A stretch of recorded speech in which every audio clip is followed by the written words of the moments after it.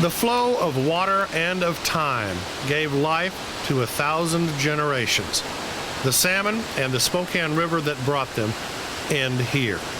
It was the salmon that created and fed the culture, traditions, religion, and spirits of Spokane Indians.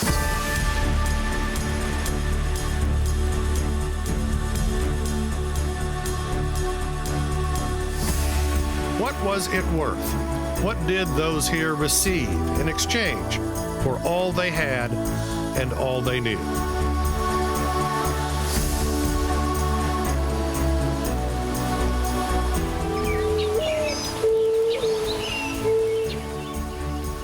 And as the mourning dove kept its promise, a melancholy song heralded the return of the river's most important resource. The salmon would be here again. The mourning dove guaranteed it. Every spring, life would be as it always was.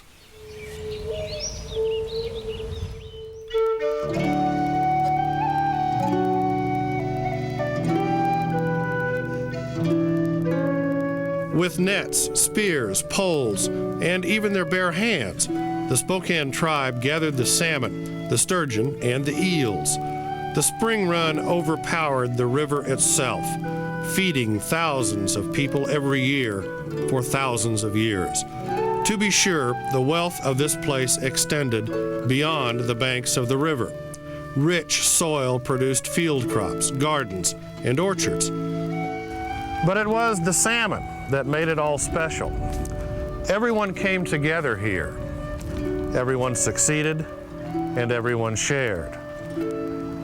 The harvest of fish meant a year's worth of food for family, friends, and neighbors. Like the salmon they harvested, there remain only remnants of the people who actually witnessed the spring run.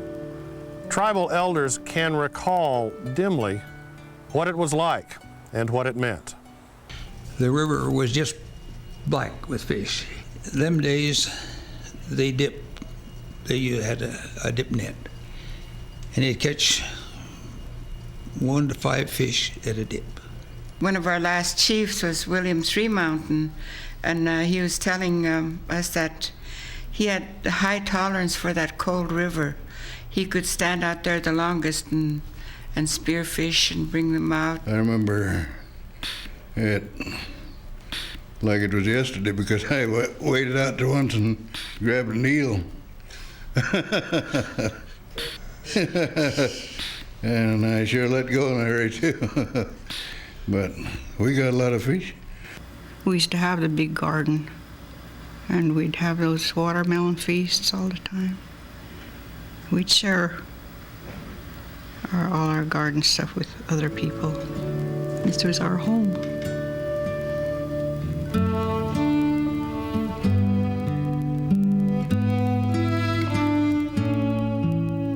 Fish were smoked and dried. Fish were traded. The gatherings along these shores were part of the economic engine that, however simple, still supported thousands of people, perhaps millions, throughout the Northwest and the Columbia system. Pierre Sockamticum prospered along this river. He was a grower, a farmer, and a fisherman. He was Uncle Pierre. And he had acres and acres of truck farming. And I now know that he must have had an outlet for his ground cherries, because he had great big fields of ground cherries, and I never did see any on the table. I never did see any, for their own use. So he must have had an outlet for it. But he grew all beautiful gardens.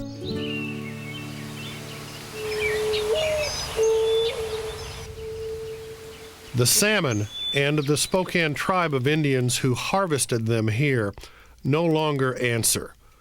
Now they are the stuff of memories and faded photographs. Nature had her ways. Man had his.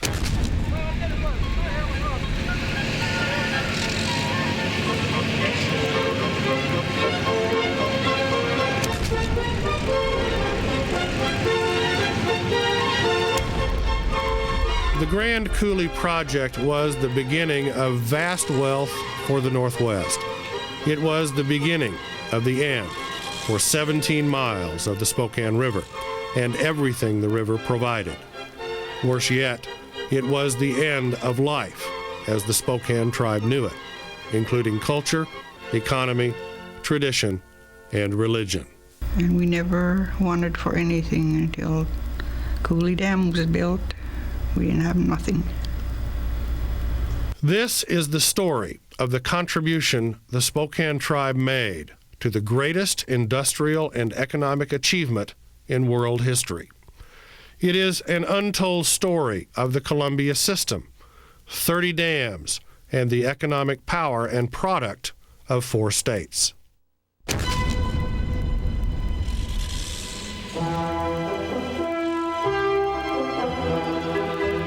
The work began in 1933. The promises began even earlier. You may be assured that whenever the Bureau of Reclamation is authorized to prepare plans and estimates for any such project on the Columbia River, due consideration will be given to the fishing rights of the Indians. Elwood Meade, Commissioner, Bureau of Reclamation, 1932. For the contribution of everything it had and everything it ever had, the Spokane Tribe was paid $4,700. For 8 years, the project dominated everything in the Pacific Northwest. The thousands of workers who came here, along with local and regional business, were freed from the devastation of America's Great Depression. This, the greatest concrete structure ever built, would create 6,500 million watts of power by the end of 1941. As the dam went up, so did the water. The project meant death by drowning for everything upstream. The condemned were offered as much as $2 per acre, as little as 50 cents. There were no choices. There was no bargaining. The matter of protecting those valuable Indian rights will receive active attention in connection with applications filed by the interested parties with the Federal Power Commission for Power Development. Assistant BIA Commissioner William Zimmerman, Jr., September 5, 1933. The Grand Coulee project was federalized in 1933, changing payment responsibility from state to federal government. The Federal Power Act no longer applied, but the verbal commitment and the chain of promises continued to flow from Washington, D.C. In 1935, a Bureau of Reclamation letter endorsed by Interior Secretary Harold Ickes inquired about, quote, reasonable revenue to the Indians for the use of their lands within the power and reservoir site areas. Federal intent spanned the promises of compensation for loss of land to promises of a share of hydropower revenues and even money for loss of fishery and resources. Federal intent became congressional intent. Where action and settlement failed, acknowledgement remained.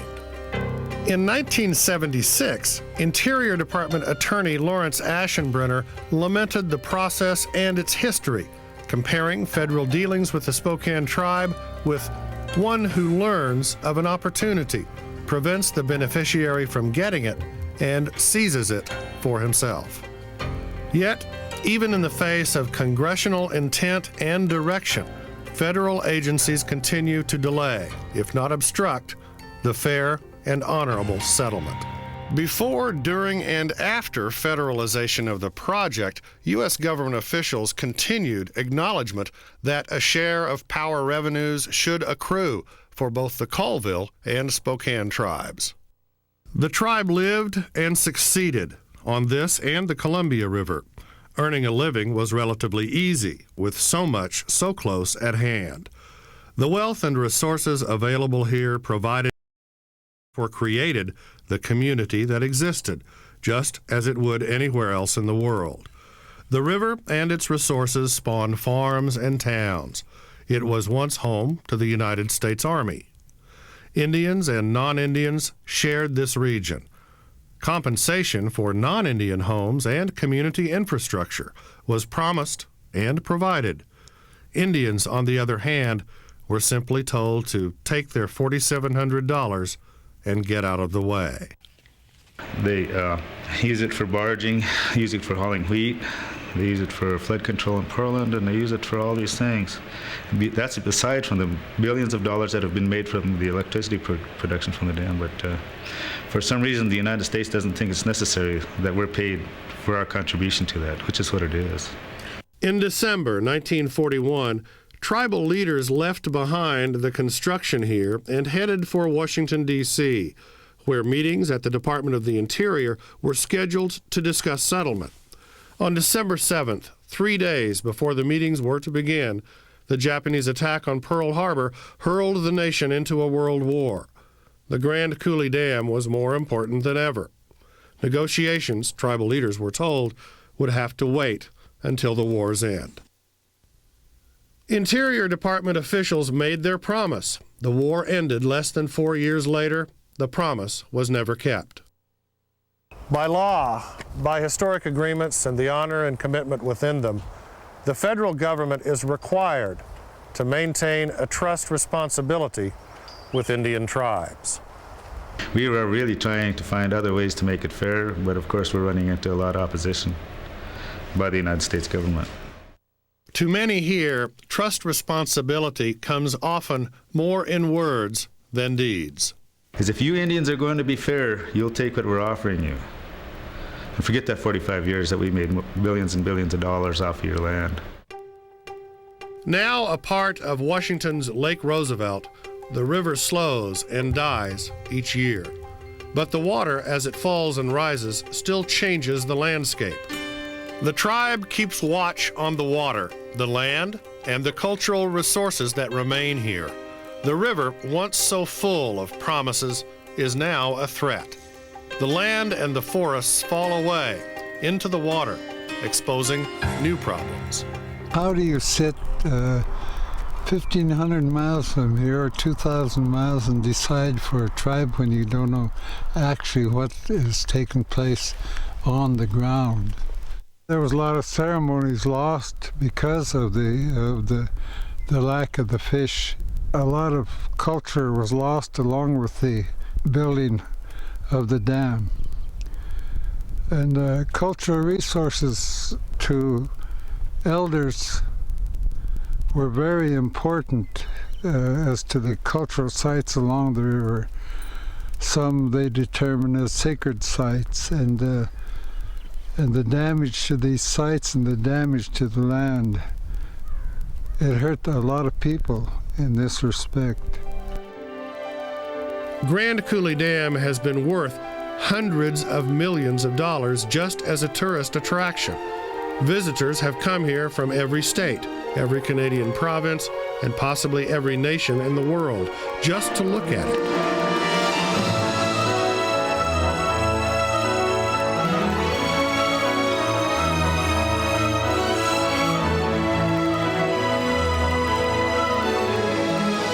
As great as it looks, it represents much more.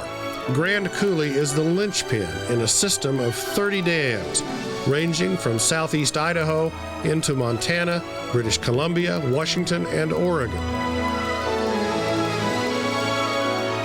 Hydropower, flood control, and water for homes and irrigation are the immediate results.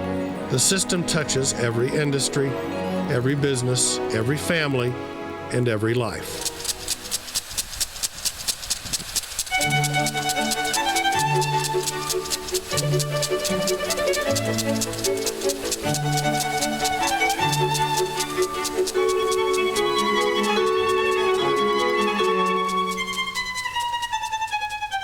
The Columbia Basin below Grand Coulee should be a desert.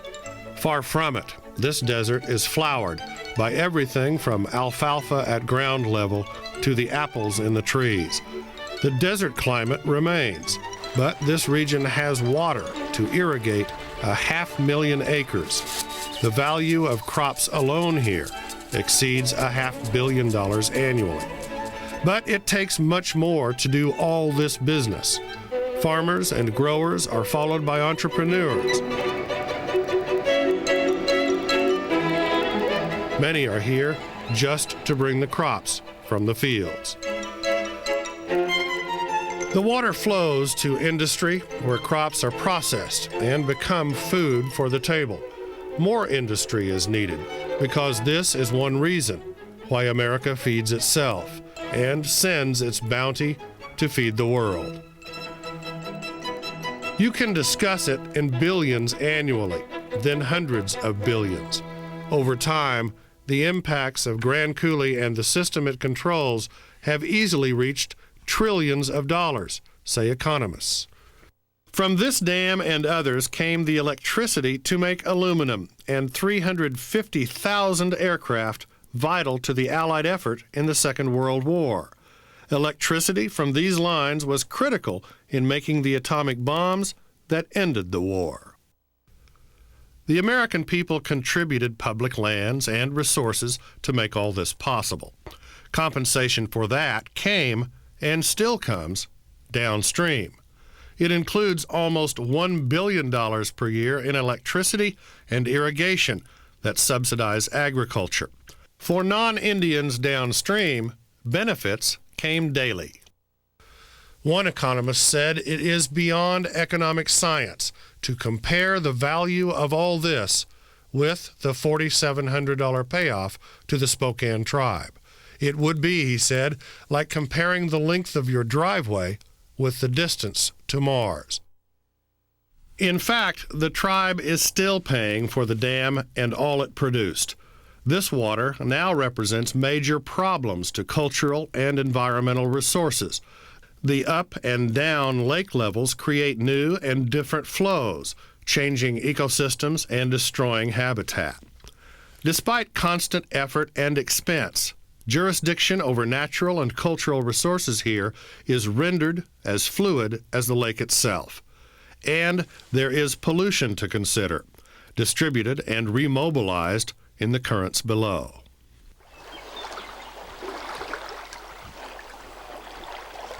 The river and the promises are not forgotten. Together they represent an open wound and an issue of honor. Tribal leaders want to close this old wound with a fair and honorable agreement. They always took the position that if they stalled long enough, they'd have to leave it up to the next administration. To the Spokane Tribe, administrations seem to flow like a river. Beginning with Franklin Roosevelt, the tribe has dealt with 11 presidents and their administrations. When one makes a promise, the next one does not necessarily have to keep it. The faces change and the promises are forgotten. In losing a culture, when the Spokane Tribe and the Spokane River and the parts of the Columbia River that are now the backwaters of Lake Roosevelt, that was our home, that was our life. So much so that our spirituality, our religions, everything evolved upon what was taken from the river. This lake and the water in it also took lands and the same resources from the Colville tribe. Although it took some 60 years to get it, the Colvilles settled with the federal government in 1994 for a lump sum of $53 million and $15 million annually in perpetuity. It is arguable whether even that is enough. The Spokane Tribe sought to be included when the Colville settlement was reached. Fearing its claim would sabotage the Colville's efforts, the Spokanes agreed to wait, in exchange for yet another promise, that their own claim would receive prompt attention by Congress and the federal government. Time passes. 10,000 years of life and culture disappeared almost overnight. Federal officials, meanwhile, argue that the tribe lost its opportunity when it missed a 5-year statute of limitations deadline for August of 1951. Yet it was the federal government's own Bureau of Indian Affairs whose responsibility it was to advise and make sure the claim was filed promptly. The federal government had the responsibility. The tribe had no choice but to trust. Another half-century has passed. Still lingering are the tribe's losses. Still lingering is the pain of injustice and insult.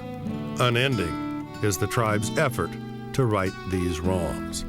Since we were just this little small tribe over here next to the great big tribe over there, they didn't really worry about us a lot. And they didn't worry about our interests very much. And they made sure the Cowles knew everything and knew that they had all the information they needed to file their claim, but they did not worry too much about the Spokane Tribe.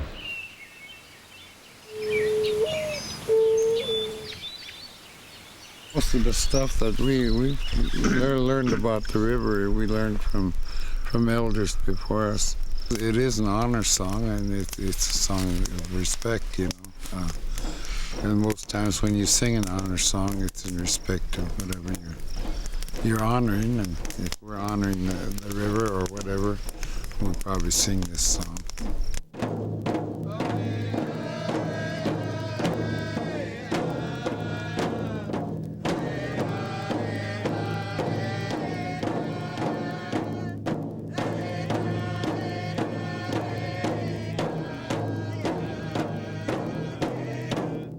Where there is honor, there must be hope.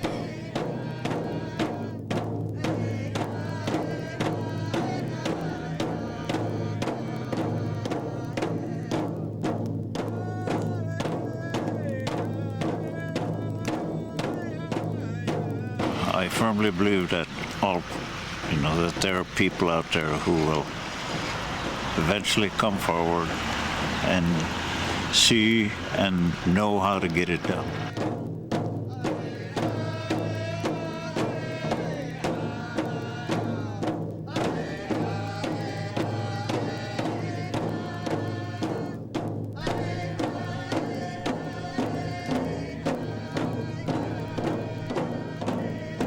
We have a feeling for the river. We have a feeling for everything around us. And not everyone can say that. Not everyone can say, well, this is where my great-great-grandfather walked. They can't go back to the same burial grounds from their ancestors that lived before Christ was born.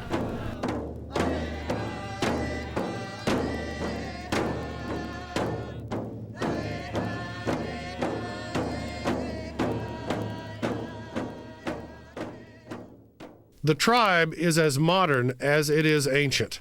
Leaders here are expected to achieve their goals and do so with honor. They answer to endless generations, whether they be long dead or yet unborn.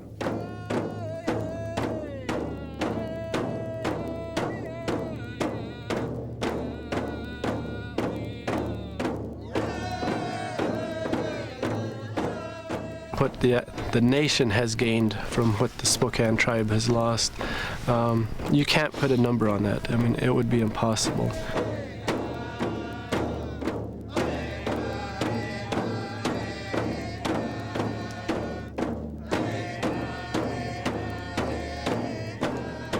This river, once black with fish, now holds the water that is used for salmon recovery.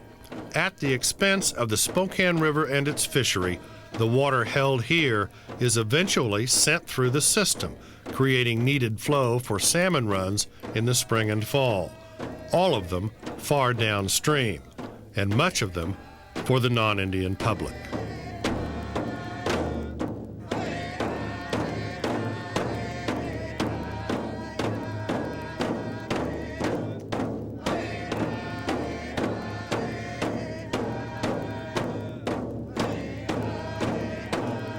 Leadership here includes the guidance of elders, where wisdom is a product of experience and age.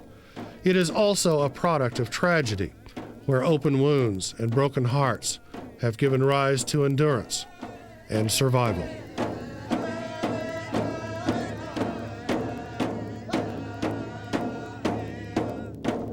Life and leadership here leave no choices, not in this fight.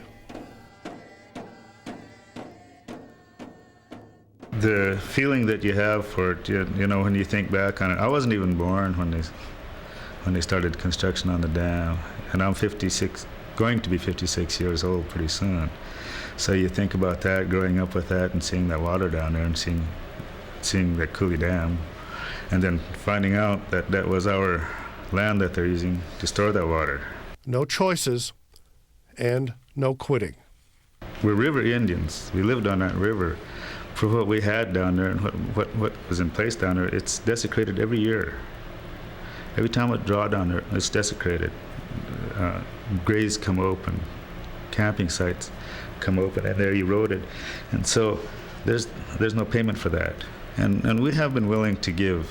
We're willing to compromise. But once we compromise, they ask us to give more.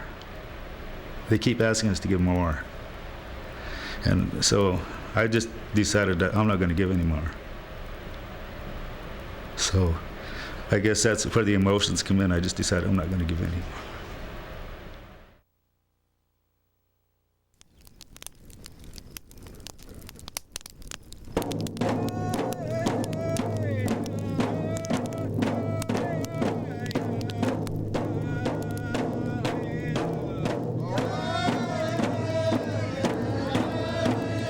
Like driftwood in a fire, the promises burn fast.